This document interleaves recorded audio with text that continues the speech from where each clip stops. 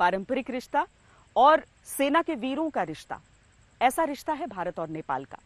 फिर ऐसा क्या हुआ कि आज नेपाल के तेवर ऐसे तल्ख हैं, वो ऐसे कड़वे बोल बोल रहा है?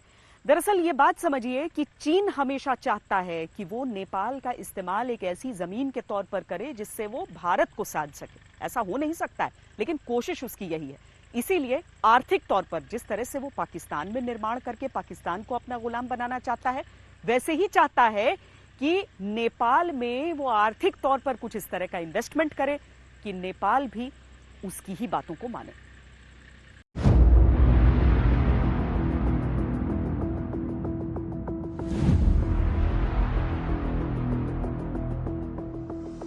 भारत के साथ नेपाल का ऐतिहासिक नाता रहा है, लेकिन पिछले कुछ वर्षों में नेपाल में चीन का प्रभाव बढ़ा है।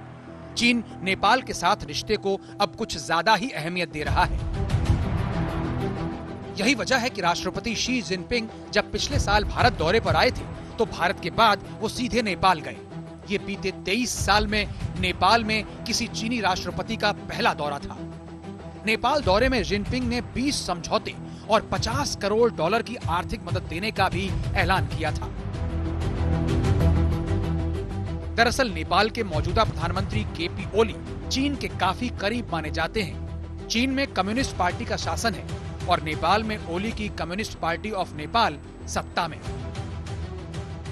नेपाल और भारत के एक बहुत अच्छे दोस्त थे जो राजा थे नेपाल के, उनको एक जो रॉयल फैमिली मैसेकर में वो मारे गए।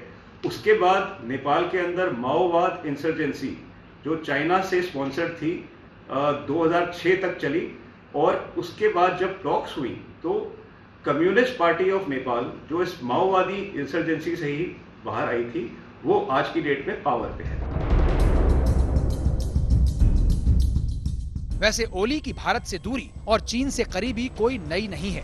ये रिश्ता तब और मजबूत हुआ जब सितंबर 2015 में भारत के खिलाफ सख्त रुख अख्तियार करने वाले ओली की वजह से नेपाल की अघोषित नाकाबंदी हुई थी।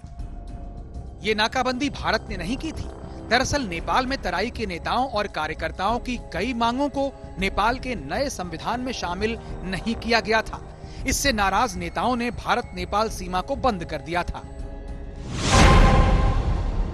इसकी वजह से नेपाल में करीब 6 महीने तक पेट्रोल और गैस समेत कई बेहद अहम चीजों की किल्लत हो गई थी।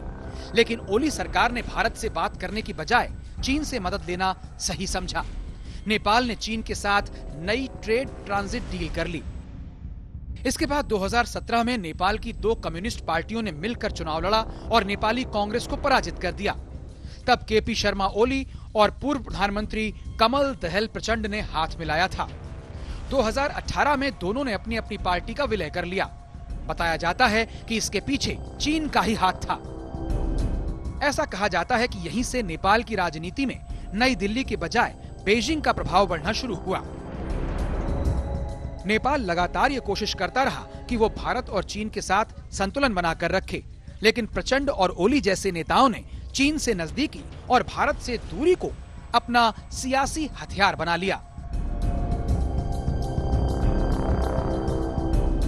2008 में वामपंथी नेता प्रचंड जब पहली बार नेपाल के प्रधानमंत्री बने, तब पहले से चली आ रही परंपरा को तोड़ते हुए दिल्ली के बजाय उन्होंने पहला दौरा चीन का किया। उनके इस कदम से भारत चौंक गया। हालांकि बाद में उनका रुख भारत के पक्ष में भी हुआ, लेकिन नेपाल में ऐसे नेताओं की बदौलत भारत विरोधी भावना बढ़ती चली गई।